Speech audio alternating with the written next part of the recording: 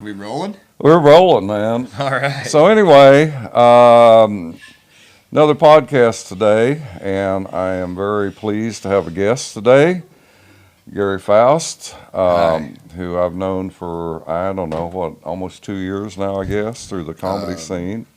Yeah. We chat every now and then, but this is the first time I've been able to actually have him in my house and do a little podcast together with him. And as you can see, we really are in my house. I mean, if you notice, The White House. that is the White House, and my last name is White, so he is legitimately in the White House. White Faust 2024. Now, Let's my make a house run. doesn't look quite like that on the outside, to say the least, but anyway, you get the idea.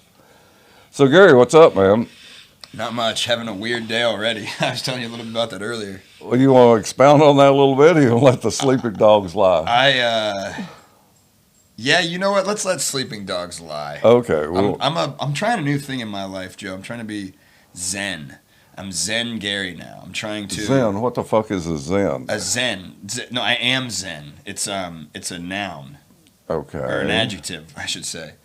I'm trying to de-escalate situations and be calm and mellow and not be yelling all the time and getting in fights. And I don't drink anymore. It's a big change. You don't drink anymore. Well, Yeah. now, you know I'm a veteran drinker.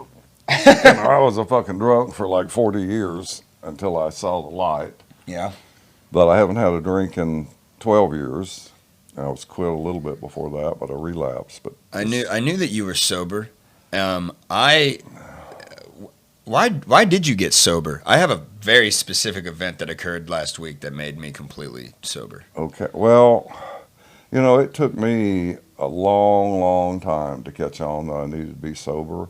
I mean, I went through a wife, family, blah, blah, blah, jobs, DWI, all that shit. Okay. That never actually really convinced me, all that. 'Cause I was still very much a practicing alcoholic once I was expelled to the street, basically, and was single again. Continued that for another, almost 10 years. And by the way, that actually escalated after I got single, because then I started running around with a bunch of people, you know, some of them low lifes, whatever. Right. Probably the very wrong crowd, but I didn't have any friends whatsoever in town. So, you know, I kind of took what I could get. You know, got into cocaine and shit like that with the alcohol. I'd already been doing cocaine a little bit, but that kind of dominated some of it after in that period where I was kind of party Yeah. time. And that was just party time, really. It's a miracle I kept a job, but I did. I lost one due to alcohol, but I got another one that kind of tided me through. But in my case, it wasn't a single event that caused me to stop drinking. The first time I stopped was during holiday season, which was always bad for me when I was drinking hard. It was always depressing, and you know, I Yeah. needed something to get clear. Yeah. Well, they call it the. Well, see, I want to make sure that I'm not, because I'm Okay. loud. I'm real Okay, loud. you are kind of loud. Yeah, Yeah, so true, that's you why are I'm loud. back here. Well, I See can if- back you off a little bit if I need to. You might want to, because I'm a loud son of a bitch. Well, I'm a loud son of a bitch. I got a loud shirt on. Yeah, dude, I really like that shirt actually a lot. That's the kind of shirt I would wear. I've got a bunch of weird Hawaiian type shirts like that. Well, I always get mine at Goodwill. I've got a closet full of them. We used to You have. picking that shit up from Goodwill? Yeah, that's where you get Damn, Hawaiian shirt. that's a steal. People that go to It's a Hawaii, find. they buy the shirt because they're there. You know, 'Cause they they're get the drunk most when they flamboyant buy it. fucking thing. And this is a very expensive shirt, by the way. What brand is that? Oh, I don't know, but Looks like maybe a it's Tommy silk. Bahama. I think it's silk. I'm not sure. Some of them are. You know, they go to Hawaii, they buy the shirt, they get home with it, and they think, well, where in the heck am I going to wear a shirt like that? And so it sits in the closet. You wear it to the Then- White House. Then they either get, you know, they either decide, hey, I need to clean up my closet, or they go through a divorce and their wife takes all the shit. Takes their shirt. Takes their How shit. how much do you have to piss a woman off for them to take your fucking clothes? Think about that. I've pissed a lot of women off, and they'll steal my son. They'll steal my money, but I've never had a woman take my clothes. that I know of, at least. I'll tell you what. I left a bunch of a closet full of clothes behind when I got separated, and I assume they went to Goodwill or garbage can. One of the two. You left them though. She didn't steal them out of your house. No, she didn't steal them out of my house. Okay. I left them behind because I didn't want any of that shit. But anyway, back to the alcohol thing. My body got to the point where I didn't process it as well, I guess, for lack of a better word. And I would binge, and it would make me very depressed. And you'd have to drink more to get out of that. Right. And there was a point one time where I just really, I never was suicidal or anything like that. Just intense depression. It's like, I hate this. It's awful. And so I called a friend. He came over, coached me through. I won't go into the details, but I stayed sober for about 2 years. And I thought, oh, well, I got this whipped. And I never admitted I was an alcoholic, though, which you have to do if you're ever going to quit. And so I let myself get back into social drinking. Well, that lasted about 6 months till I was right back to where I was. Kind of similar process. I called an AA friend of mine. He came over, coached me, got me into AA meetings. I went to AA for a year every single day. Holy shit, every day? Every single day. Even when I traveled and went out of town, I would find a local AA group in whatever city I was in, and I would go to a meeting. So you're like a true alcoholic. Oh, yeah. Physiologically, your body, like the way it is processed must be different from the average normal person. Probably so. And my father was pretty much the same way. Okay, so it's genetic. Yeah, I've always heard that it's genetic. But I was always functional. The first 40 years of my alcoholic career, I was completely functional. It's only after it started getting to me that I've met people that are like that. See, I'm sober because I had a health complication I told you about. Right, A cardiac event last week. Cardiac arrest? Well, you're still here, so it could have been quite that bad. I don't know. The doctor, when I went to the doctor, that's funny that you say that. I went to the doctor and I got kind of mixed messages from him on how bad it was. So I was like, hey, this is what happened. I explained the whole thing, which I'm not going to reiterate on this podcast. Yeah. But don't need to hear that. I woke up in my truck, basically, and I was like, whoa, what happened type thing. And so when I went to the doctor, 4 or 5 days later, I told him what happened. I explained everything. They did an EKG, and he said that I could have died, but I have no permanent heart damage. Mm-hmm. But it was induced by external stimuli. Let me put it that way. Who was she? Not from a woman, believe it or not. Although I think anybody that knows me watching this would be surprised anybody that actually knows me wouldn't be surprised by any of this bullshit. But you know what I mean. I'm not an alcoholic. My problem is I just get out really wild, and I go on benders that turn into other things like fights or lots of strippers or. Whatever, what have you, that I'm not going to get into some of it, but I just need to chill the fuck out. I don't want to die, you know what I mean? Nobody wants to die. Most people don't, at least. I never got that way when I drank. It never made me combative or, out of control, I guess, particularly. I mean, I typically just go pass out somewhere rather than I wish I was go the other way. Yeah, I get out of fucking hand. I get out of pocket. But that's also why people like drinking with me, because it's fun as fuck. But I've seen people that react like that to alcohol. Well, look, there was a couple of things that happened. My friend Adam Hartle, who he had a heart attack. He died. Oh, yeah. That kind of freaked me out. And then I really kind of butchered my relationship with my last girlfriend. I was not the nicest guy. And I'm not good at relationships, but I think I would be much better at them if I'm sober. So that was another reason. And then Also, my friend Maddie, you know Maddie. Yeah. Her father just passed away from brain cancer, and I don't know. I started thinking about my own mortality, and I got really introspective, and I started thinking about how people are going to remember me too. That was another thing that kind of freaked me out a little bit. Because I've always had this sort of notion that it's funny for people to think of me like, oh yeah, that guy was crazy. He was out of control. Out of control. He's a fun guy to hang out with, though. Because he's out of fucking control. Yeah, because it's like you're hanging out with a fucking somebody that just shoots from the hip 24/7, and it's always fun. I mean, you've yes, I know. It's fun as fuck. It. Yeah, no. Some people don't like it. I understand that completely. But I started thinking about it in a larger scope. You know, I got really stoned, and I really, really deeply thought about my life, and I thought that I don't want my son to think of me like that. And if my legacy is, I saw Adam Hartle. His legacy was he's the nicest guy that anybody's ever fucking met. I mean, how many? Oh yeah, I know. He's like know him well, but 100 different people's person that they think is the nicest person that ever lived. Mm-hmm. So that's saying something. I'm 100 different people's person they think is the craziest person that ever lived, and I don't really want that anymore. I thought it was funny for a long time, so now I'm going to be taking life a little bit more seriously and be a little more calm. I'm zen, going to anger management, doing a lot of things, trying to be a better version, the best version of myself. Basically, I quit smoking cigarettes too. Oh my god! Yeah, I drink half caffeinated coffee now.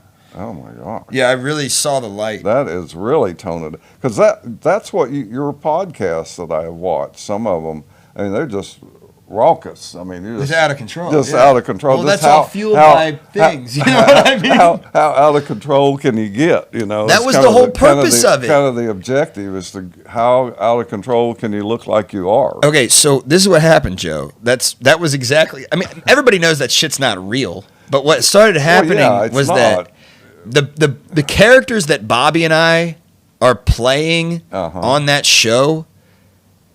Bobby's good at compartmentalizing it and separating the podcast persona from who he actually is. At least I think he is.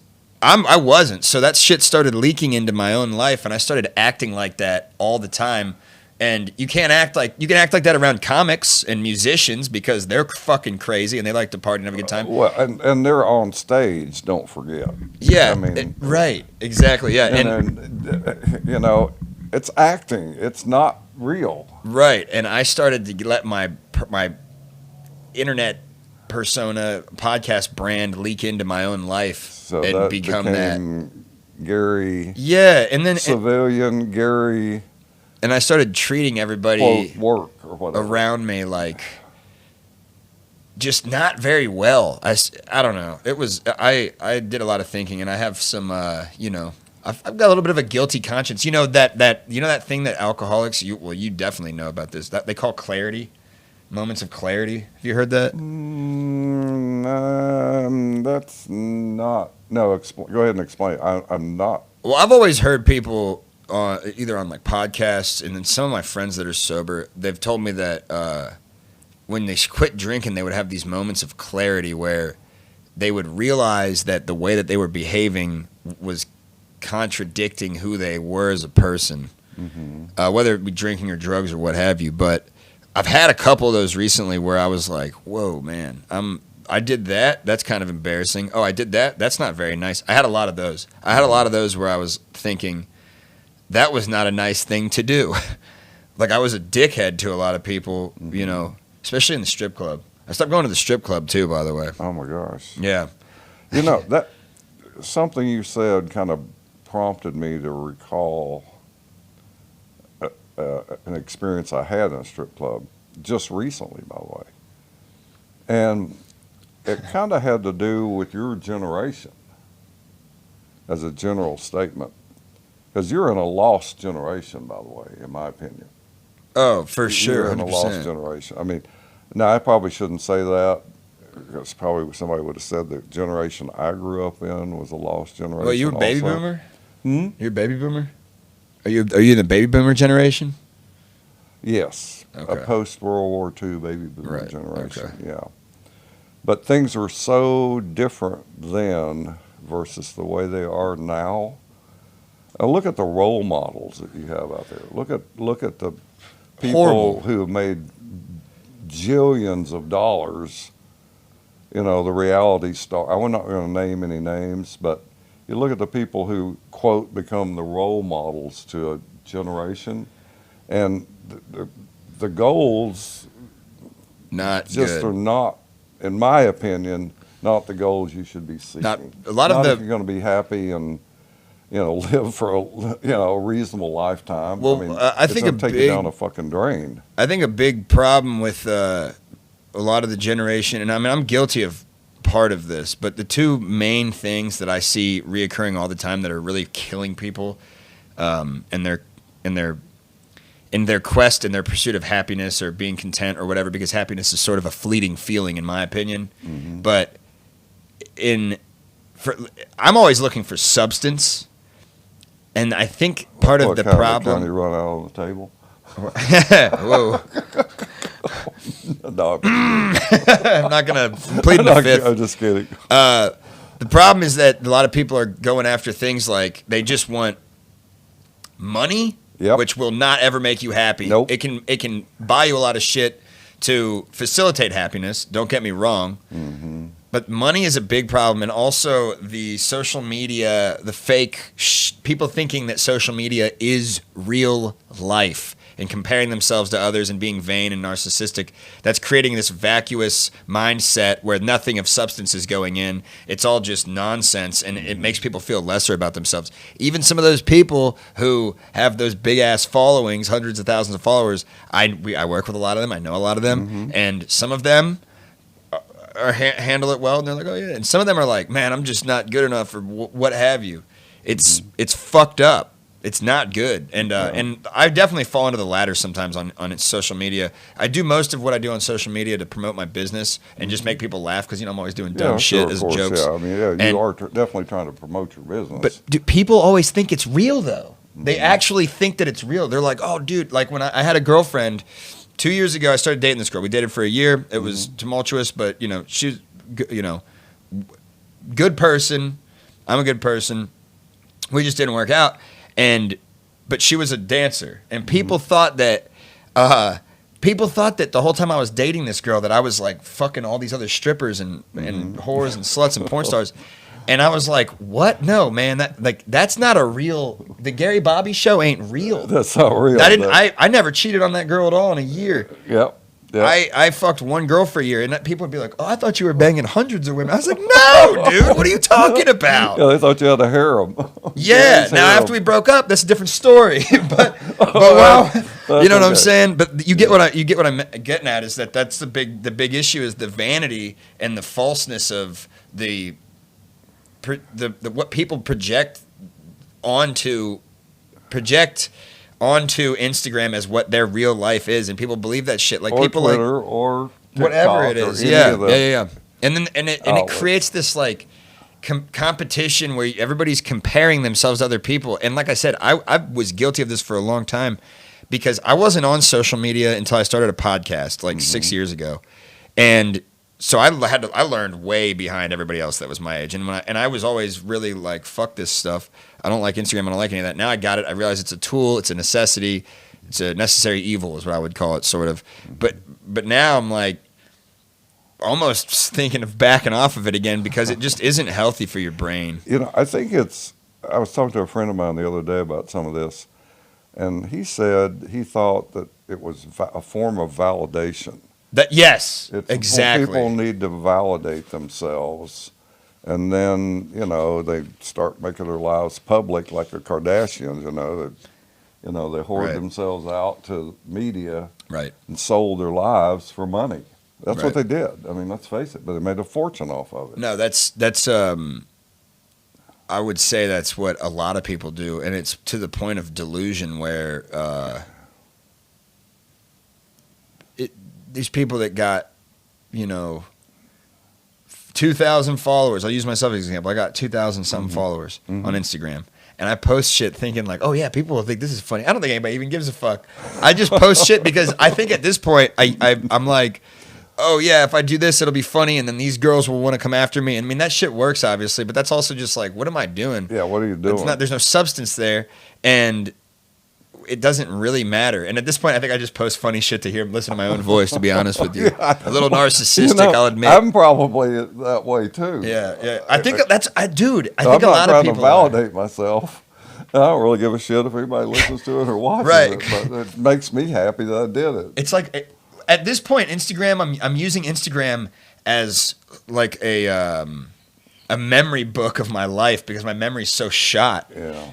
I'm only 29, but I got the memory of. I mean, you and I probably have similar memory capacity. I don't know about that. But I think mine might be used up. It's full. Oh, I thought you were going to say yours might be a little bit better. It's, it's like 90% full. No, it isn't. I don't know. It's amazing how much the human mind can retain.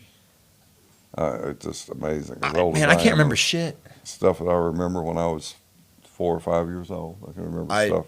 You know what's insane? I have no memories prior to being 5 or 6 years old, around the time my parents got divorced. I don't remember anything. 5 or 6. Nothing.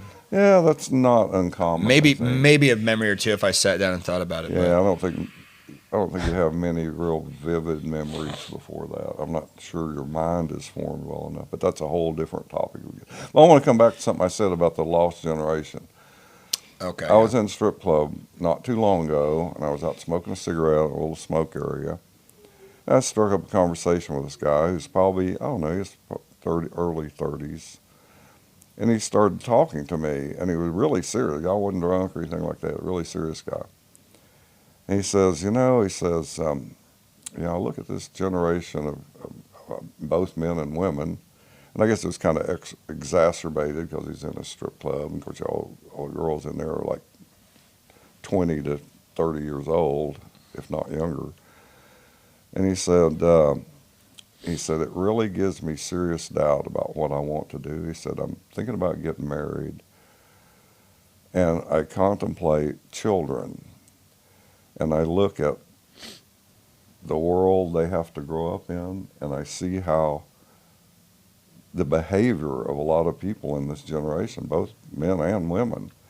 And he says, I'm not sure I would want to raise a child and have them go through the challenges of that the current generation presents to young people. Yeah.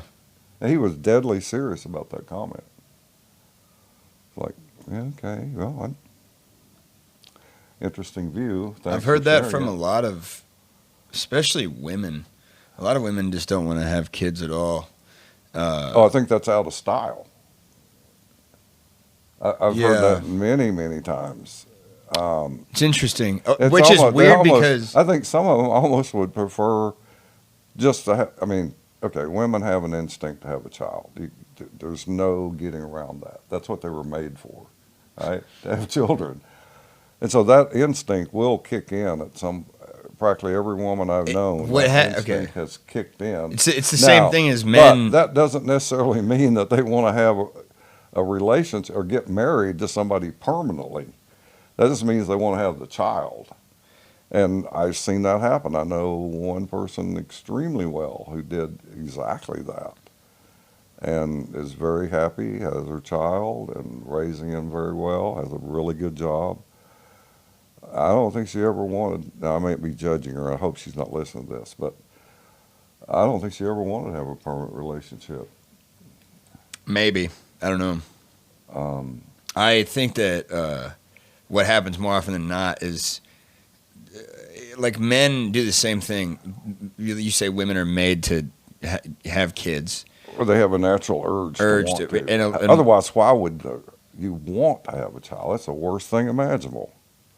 Well, I think men are the same way. I mean, men want to have kids too. It's all just like subconscious stuff, though. So like if you're pretty dead set on not having children, you can overcome the subconscious urge to do that pretty easily. I think if the circumstances of your life determine that, like if your life went in a way as such that you just really don't like kids, then I don't think anybody that a woman necessarily would always want to have kids. But what I do think happens, and I think the same principle applies to men, is that a lot of men are like, oh, I don't want to ever fucking have kids either until they're like 50 years old. Mm-hmm. And the same thing happens with women. Like a lot of these women will end up like 40 years old, 45 years old. They're finally over. They finally stopped acting crazy or whatever, or what have you. You know what I mean? Like when I say crazy, I use that term very loosely. I don't Settle mean down, maybe. Yeah. Like being wild and single or whatever.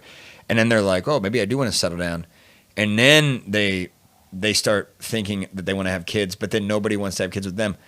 The difference here is that a man, I think the same shit happens to men. Like a lot of my friends. So I'm turning 30 in 2 weeks, 3 weeks or something like that. I already had a kid. My son's 5. Okay. So when I was 24, I found out on my birthday actually that my now baby mama was pregnant, and I wasn't like, oh no. I just was like, okay, cool, that's what we're doing. But I mean, I've been through so much shit in my life that something like that was like, okay, whatever. I was actually excited, to be honest with you. Actually what? I was actually excited. I was like, Okay. cool, perfect, whatever. Right. I mean, because I go with the flow of life. You know what I mean? Right. I try not to control too much. It's hard because I'm in production, so a lot of the times I'm very controlling about things. Mm-hmm. And that bleeds into other aspects of my life as well. But my point I was getting at was that men also, like, because I hang out with, most of my friends are between, I'd say, 27 and like 45. Mm-hmm.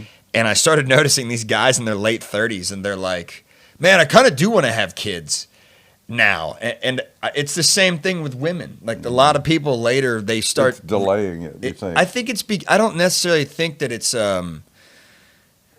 it is a cultural thing possibly, but also I think it might be evolutionary because people are living longer, so the urge to have kids comes later in life. So that's my take on that. Now, but men were created to have kids just as much as women Well, were. that's true too. But, Right.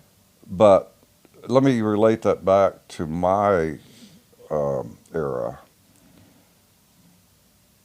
When I graduated from high school, there was an extremely high percentage of the people that I knew that got married almost immediately after that, in their early 20s. That's a fucking nightmare. Same was kind of true when I graduated from college. There was another wave that, they kind of waited until that to decide to get married.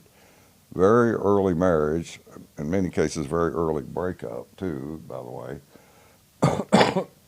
I would imagine. Now it seems like that's been pushed out, as you're saying. Which There's is smart. not that urge. I mean, let's say when you graduated from high school, how many of your friends would you say as a percentage, girls, guys, got Okay, married? that's hard for me to answer because when I graduated from high school, I got arrested for a robbery and went to jail, and then and got out, and I immediately left Ohio. So I don't So know. you don't know I have exactly no idea. what I will say happened. this: the 2 people I still do communicate with Uh-huh. from my high school, one of them just got married to his long-term girlfriend. Mm-hmm.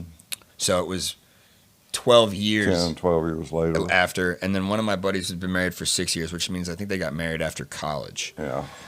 But they dated forever. So, but they're also, I would say, potentially 2 outliers. But I don't really keep up with people from my high school. Yeah, College, I don't either. And nobody I know from college is married.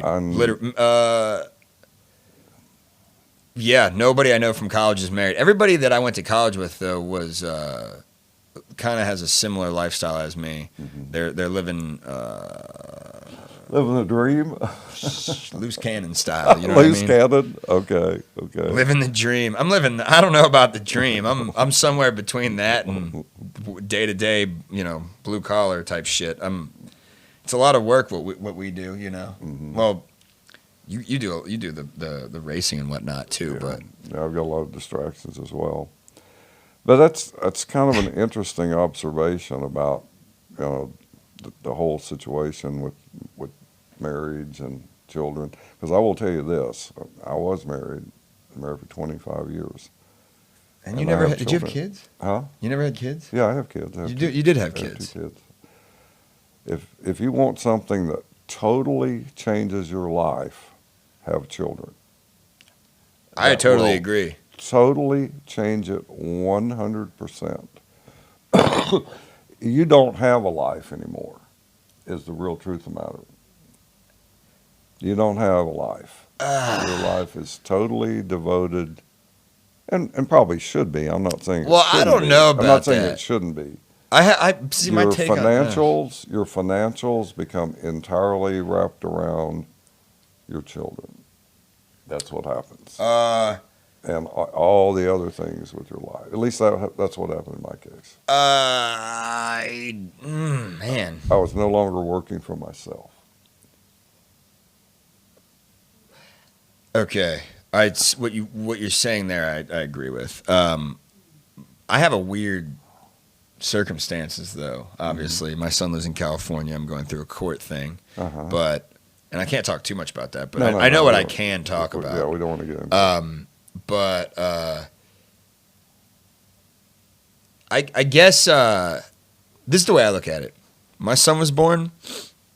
I completely quit doing drugs, like cold turkey. I had no problem with it. I was like, cool, I'm done. Yeah. I quit drinking a lot, and everything was going good. And then I did a podcast with an OnlyFans girl who now is into porn at Bang Bros, believe it or not. Oh my God. But my baby mama saw the podcast, and I talked about dressing up. This girl used to dress up like Dora the Explorer and do porn, right? Okay. And I said on the podcast that I was going to wear a Boots outfit, like the little monkey cartoon, and fuck her in the Boots outfit. Oh, it was a joke, but my baby mama saw it, and then I think some people in her family saw it. I thought it was actually happened. That's been how long ago? 2 years. So she saw that and then basically pulled the fucking rug out from under my feet and was like, no more. You're not allowed to see your kid anymore. She got very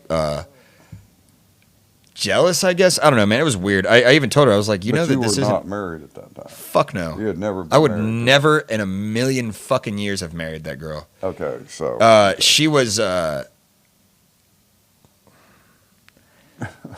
You should not say that. I dodged a fucking nuclear missile there, Joe. Okay, great. Okay, that's Jesus a good Christ. one. Anyways, relaying this back to what we were talking about. My experience and perception of having a kid is totally different, but like the main thing that happened is that when my son was born, I went from being and acting like a boy to being a grown-ass motherfucking man. I mean, it happens like pretty quickly too. Like 6 months into it, you're like, oh, fuck. And it gave me... Because you were much younger, obviously. I was 24. Than I was when I got married and had children. And I was... my son was born the first week that I was at UT. So I went to community college prior to that. I went to UT. I did school in a longer segmented out manner because I was in Ohio. I took a train out to California, and there all these series of events happened, and I ended up out here, and that's when my baby mama lived with me. That shit was not good. A horrible, unhealthy relationship, very toxic. I arguably would say that relationship, almost nobody I've ever met has told me that they've heard of a worse relationship. I mean, it was that bad, dude. My God. Oh, my God. So again, I've probably seen some that would equal it. Dude, it was pretty fucking crazy. But you would assume that my perception of something like this is really skewed negative, but it's not, because it taught me a lot, number one, about people, about women, and number two, it taught me a lot about what priorities are and how and what love really is. Because Talk to you about yourself. It makes you very introspective as well. It makes you realize that you need to prioritize things in your life and stuff like that. But when I'm with my son, and maybe my situation is different because I got a little Gary Jr., right? He's a little Mexican version of me. I call him Gary Cito. This kid, when I'm with him, he walks, talks, acts like me exactly. And I used to only see him every like 3-4 months for like a week or two at a time. So I'd have to go out to California or they'd come out here or whatever. And then I hadn't seen him in 2 years, and then we did a supervised visit. And I still FaceTime with him and stuff. But when I hang out with him, the kid is identical to me. It is bizarre. Oh, my God. Yeah, it's bizarre. So, and I'm not saying that the reason I love him is because he's just like me. I'm not that much of a narcissist. But when you hang out with somebody that, and you're like, because I'm like a lot like my dad. And I like to hang out with my pops and do whatever. Yep. you know, So like now you got what three- have you. Go to the library. No, there's three of you. We refer to the strip club in my family as the I was library. looking to the library. Yeah, now there was another one before. There was my grandpa. I'm the third. My son's the fourth. Did your grandfather go to strip clubs? They might not have had them back in that day. My grandma was a go-go dancer in the 60s. So it runs in the blood, It runs in man. the blood. Gary, we could probably My dad's second wife was also a stripper. We seem to be on a pretty good roll here, but we don't want to prolong this thing too awfully long. But see, we've been going 35 minutes. I just want to finish my thought real quick. The only reason I was bringing that whole I'm thing going to up. come back to something. I'm not ready to wrap it up. There's a couple other things I want to say too. But. All I was getting at was just that having a kid, like, it made me a better person, a better man, but it also really made me experience feelings and emotions that I hadn't before, and that is what the entire life experience is about. I think if you don't ever have kids, you're missing a gigantic piece of what you can experience. Yes, you don't have to do it when you're 24. You can do it. You can, as a man, you can do it until you're like in your 50s. Women, the eggs start drying up, and the kid can become mentally challenged or whatever. It becomes more of a challenge to your health. Yeah, exactly. Yeah. I would never recommend a woman that's over like 45 to have a kid. That could be dangerous. Unless you've had children before that. Now you can go on a little longer than that, but you don't want to wait that long to have your first one. Right. Yeah. Well, and I'm not trying to insinuate that I think everybody should have kids. There's definitely certain people who should never fucking have kids. Well, that's true too. But I do think it's a fucking experience, man. But talking about the life experience, something I was contemplating and thinking about the other day. I'm not quite sure what took me down this path, but you said something about love. And, human beings are made a very peculiar way. Look at animals. They have no emotions. Right. They just want to breed. Dogs and cats might have a little bit of emotion because they've been around human beings for so long. You might say that they do, and I'm not sure that they don't. My father always thought they did. But you look at, work animals, horses and cows and sheep and chickens and stuff like that. There's no emotion there whatsoever. There's no judgment. They're strictly operating on animal instinct. Okay. Human beings are the same way. You got that core animal side of your person.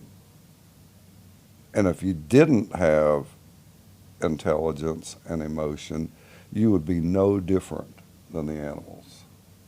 Look at monkeys and apes and stuff like that. They don't have any sense of right or wrong. They're just operating on instinct. Kill or be killed, survival of the fittest, whatever you got to do to survive to the next day. Same is true about the reproductive instinct. Right. The same is exactly this, and that, by the way, affects human beings just as well as it does animals. There is a very strong reproductive instinct that's built into anything that's alive. That's one of the things I've come to know. Life is one of those things that nobody has ever really been able to define what that means. What is the difference between this piece of wood and my finger, right? Life has an essence to it that's kind of not definable in a way. But I will tell you, the one thing I've learned, it is an incredibly strong force. And that will to propagate life is an incredibly strong force. And that manifests itself in the sexuality of animals and the sexuality of human beings. On the other hand, human beings have, I don't know if it's good or bad, but we attribute them with having intelligence. Sometimes I question that. But that intelligence allows you to balance that animal instinct against what you know to be right or you think to be right. And also, your emotions play into that. For example, don't want to have sex with somebody I don't love. Maybe, but that's an animal instinct. Or you mean people in general? Huh? People in general.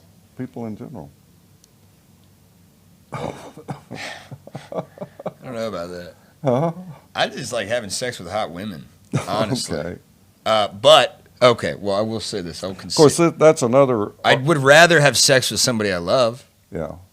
If that's what maybe that's just my take on what you're saying. Yeah. Well, of course, That's the way I things are feel very about it. different in the 21st century than they were when I was growing up, because we went through the sexual revolution. After the pill became reality, kind of freed women from a certain amount of Damn, dude, responsibility. that's fucking crazy to me that back in the 50s, 60s, I don't know when they made the pill. When was that? It would have been probably in the 70s. more Okay, like so 60s and prior 70s. to that, and they didn't there was no abortions.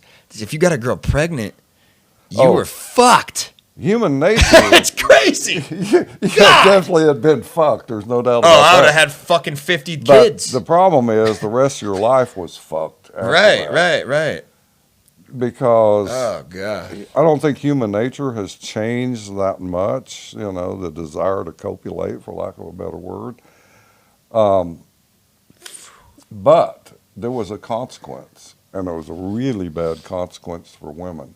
I don't know the percentage, but when I was in high school, there was a significant percentage of women that disappeared. And they disappeared because they were pregnant. I mean, they just were not visible publicly. I don't mean they totally disappeared. I thought you meant they were getting killed. No, they weren't. They weren't plucked away by Holy space shit. aliens. They were behind closed doors, because they didn't want anybody to know that they were pregnant. That was not something that society really, at that time, really got into that much. You were always, I guess it was would consider to be a shameful thing at that time. It wasn't acceptable. Well, But all that stuff has changed so much. It's really unbelievable. But yeah, before that time, if you got pregnant, unless you went to a witch doctor or a butcher somewhere and got some kind of an abortion, you're gonna have to live with a it. butcher? Well, I say that a butcher, like a clandestine doctor. Like a guy with a bunch of hangers? Things, Or a set people of like stairs. that did exist back in that era, and have lead history for a very, very long time. Man, yeah, that's fucking insane. So I don't know where that's going exactly. That's just an observation. That means people had to wear condoms, which is also you usually like to wear a rain suit when you're taking a shower. I I don't usually wear a raincoat when I'm taking a shower. Joe, there's a reason that we get along. You know what I mean? Man, that's crazy, dude. If I was born when you were born, I probably would really actually have like dozens of children potentially. So That's so fucking crazy. It forced a very much more of a Victorian. You're making me think about a lot over here. I wasn't forced a very expecting much this. more Victorian lifestyle, not only for women Right. but also for men. It's like, Well, there was such a consequence that you had to I guess think about it. there's I'm just irresponsible, man. I'm not gonna go down that road about my sex life. But yeah, I would definitely be in trouble, I think. Yeah. Well, Gary, let's kind of circle back to something here and then close this off for today. But I think we've been on kind of a roll, and we probably could want to do this some more. I don't know. I enjoyed it thoroughly. Yeah, And we've for got sure. plenty of different avenues we could go down, I think. But let's come back to you and some of the things that you were saying. You were born in Ohio. Dayton, Ohio. Because I met your mother, who still lives in Dayton. Yeah, right? she moved back. Yeah. she lived in Nashville for a while, but yeah, she Okay. lives there again. Okay. And so there was California somewhere in between Ohio and Texas for you, or did you come straight to Texas? How'd you get to Texas, I guess? That's what I'm All right, getting I'm going at. to do this as concise as possible. It's a Yeah. long story. I grew up in Dayton. My parents got divorced. My mom remarried in Covington, Kentucky. I lived there. I went to a private Catholic school, believe it or not, because my mom and stepdad made a decent amount of money. Uh-huh. And I lived in a really bad neighborhood, so my mom didn't want me to go to Go to school public in school. public schools. So I got kicked out of a Catholic school. My mom got divorced. That happened simultaneously. We moved back to Dayton, and lived in Dayton. I was a juvenile delinquent to the extreme, got in a lot of trouble all the time. 19 years old, I barely graduated high school, but I was on a much better path after I graduated. Sort of graduated high school. I ended up robbing a house. We got arrested. Almost went to jail. Got put on a diversion program. The guy who, I'm not going to get into the fucking details. I almost got fucking rolled over. It was bullshit. Drill down into and that. then, but I, because the way I was raised, my dad's Italian. We were like big on like shut the fuck up, snitches get stitches type shit. Yeah, right. And then I almost got, anyways, and then, so then I started working on. My grandfather has a farm in Indiana. I started working in Indiana on his farm. I saved up $4,000. I taped it all to my foot. I bought an Amtrak ticket from Cincinnati to Chicago to LA to Santa Barbara. I got on the fucking train. I had deleted everything. My entire existence online was gone. Facebook, MySpace, all that shit. Deleted all of it because this was a while ago. They still had MySpace. Eliminated myself from the internet. Went out to California and started studying film. Halfway through, I got pretty critically addicted to cocaine, like pretty badly. I got withdrawal. I got really fucking sick. I flew to Dayton. My mom was not remarried, but had been in a very long relationship, serious relationship with a guy who was like a stepfather to me, basically. And she wanted to move in with him down in Nashville, but she was nervous because she had never left Dayton. And I obviously had, jet set out to California like a lunatic. Right. Which that train ride, by the way, is 3 days, a 3-day train ride to California on the Amtrak when you're not in, the first class or whatever is kind of fucking rough. I actually brought a big bottle of Jack Daniels with me to get through it. It was long, man. And I remembered waking up in California. I woke up and I saw a palm tree. It was the first thing I saw. I'd never seen one in my life because I never went on like the fancy vacations or anything as a kid. And I was just remember being like, oh, fuck, I'm in paradise, which is not necessarily even true. Mm-hmm. That's for another podcast, though. Well, I lived there for 10 years, so... California's fucking insane. That state is crazy. I've got some views of California. Oh, yeah. I would never fucking ever live there again. But anyway, I don't want to interrupt you. Yeah, no worries. Helped my mom move down to Nashville. We lived in Franklin. I ended up becoming a carpenter, and I was working on Luke Bryan's house, the country singer. Oh, my gosh. Not a big fan of him or his music. He was kind of a douchebag when I met him. I don't know if it's because I just didn't have a nice interaction with him.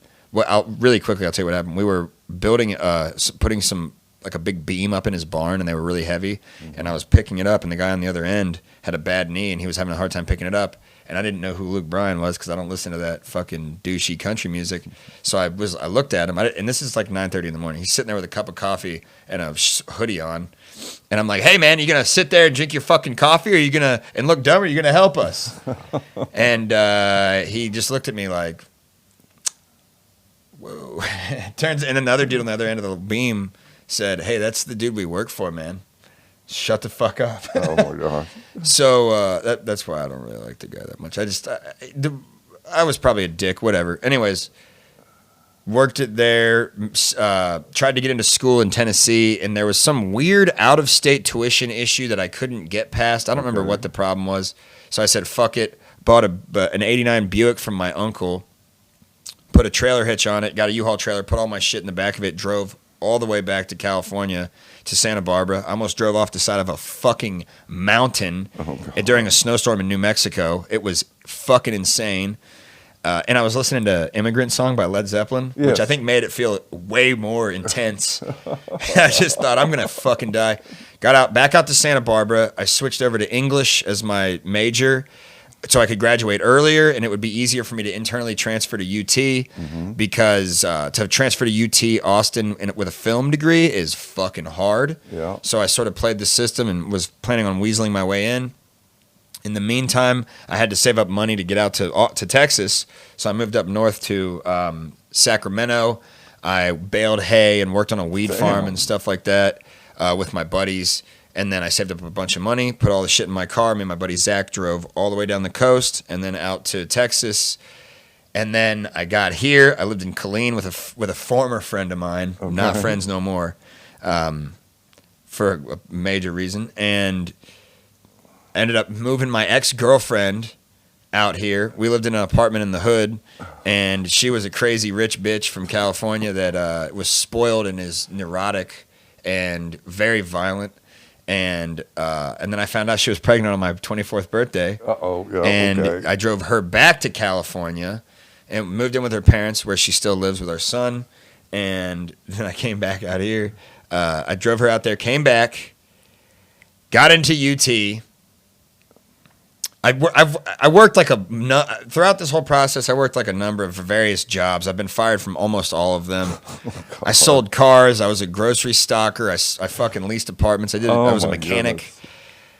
I got into UT. First week at UT, she has the kid. I go out there visit, and then that relationship was tumultuous on and off. I got through UT with a journalism degree because I couldn't transfer into film, so I figured I did journalism, which was writing, some film, and some radio stuff and broadcasting, podcasting. It was the perfect fit for me. Got my journalism degree right when the pandemic happened, basically. Graduated, and then I did production on a radio show called Come and Talk It for a few months, and I was like, man, I'm not making enough money, and also I can produce more content than just this. So I started.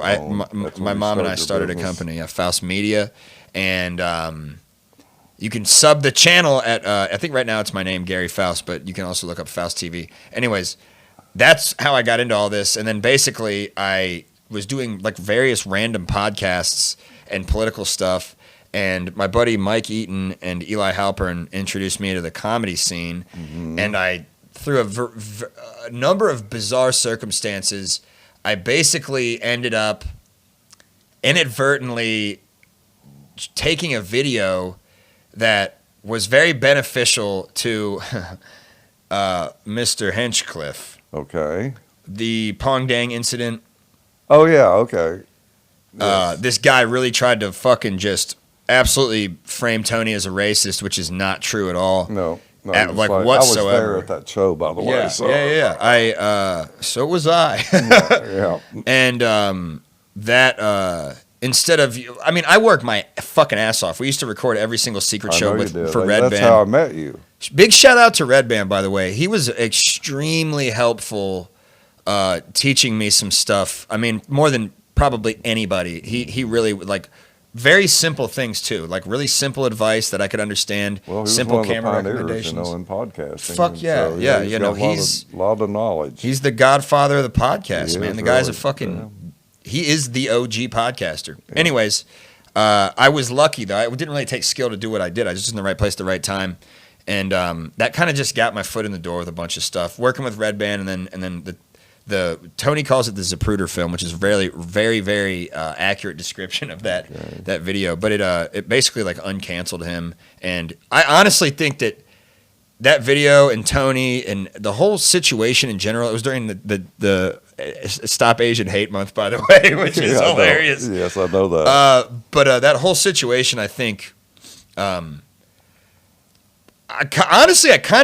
really stepping far here, but I think it kind of like saved free speech in comedy because it made everybody realize like, oh, wait a minute, that was total fucking bullshit. It was on the stage, man. Right. It's on a stage. Like, they're acting. They're actors. All you gotta do. You don't know what they actually believe. Dude, you can go and clip any fucking 30 seconds of Kill Tony and make it look bad. You could clip the Gary Bobby show and make it look bad. You could clip Joe Rogan and make it look bad. Take it out of context and take it out of the club, take it off the stage and put it in, a day-to-day environment. Right. It has a totally different and irrelevant meaning. Yeah. It's you got to contextualize it. It's comedy. And if you can't appreciate the fact that it's comedy, I see that all the time when I go to shows. People get all upset, people in the audience. Fuck them. They're soft. Fuck them. Hey, pal, this was a comedy show, or lady. Well, this is a comedy show. This is not real. What you're seeing is not real. This is entertainment.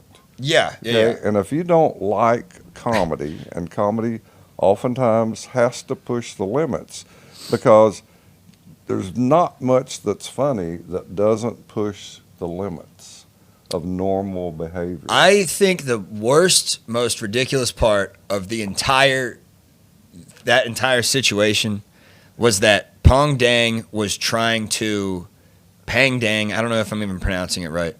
That guy was trying to benefit by fucking absolutely misrepresenting another person who had helped him out. The guy was a fucking scumbag.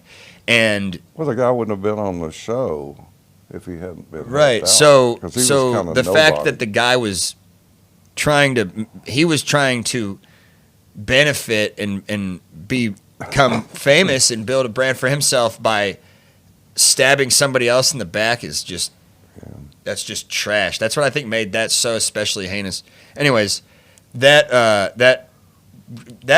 whole event sort of made me realize that because I've always been sort of into politics, and my big thing has always been guns and free speech, and the video just happened, and underscored the free speech aspect of it. yeah, Like, and that what made does me really realize mean? that Is it comedy, free speech? true, and I've heard a lot of comics say this a number of times on podcasts because I'm a podcast junkie, sort of, and I've obviously seen a fucking billion stand-up shows at this point, but it really made me realize that comedy's the last bastion of free speech. And jokes, like what Orwell said in 1984, they're like little revolutions every time you make a joke or whatever. I'm probably not quoting that right, but it really made me realize that that's really, really what I like is the speech aspect of things. And I like to push the envelope. And I've said a lot of fucked up stuff before that could make me look bad too. But anybody that knows me knows I'm not that guy. I just like to push the envelope and be bombastic. But my point was just that that was what cemented me wanting to do what I do. And then I obviously met Adam Hartle, rest in peace. But that was, I work with Sunset Strip Comedy, and I do a lot of their video production and stuff like that. And that's obviously hit a giant bump in the road, unfortunately. But that was my story. That's how I got to where I am Okay, now. well, Gary, I did not know of any of that, really, because I came into the picture when you started doing shows at Vulcan. You started doing video for those shows. I was working with Big Laugh. And I kind of got the impression that you're kind of straight out of college, you're trying to get a good business started, had a lot of motivation, and, I didn't realize you had that Insane that backstory. whole experience, because I guess I thought you were a little younger than that also. I turned 30 in less than a month. Yeah, I thought It's maybe crazy, you were right? a little younger than You going to that. go to my roast on January 11th? Planning on it. Fuck yeah. That's going to be I'm good. planning on it. All right, well, we probably ought to close this out. Gary, I appreciate you coming over, man. And Yeah. if you want to do another one of these days, Anytime, I'll man. be Anytime. wide open for it. I am not working too much right now because I'm just trying to focus on myself and being a better person. Because like I said, I got a pretty guilty conscience right now about a number of things. So I'm working on myself to be a better person and treat people better and stuff like that. But Awesome. the point is that I have a lot of free time. So I'm down whenever, man. Whenever you want. Love you, bud. All right, we're out of here.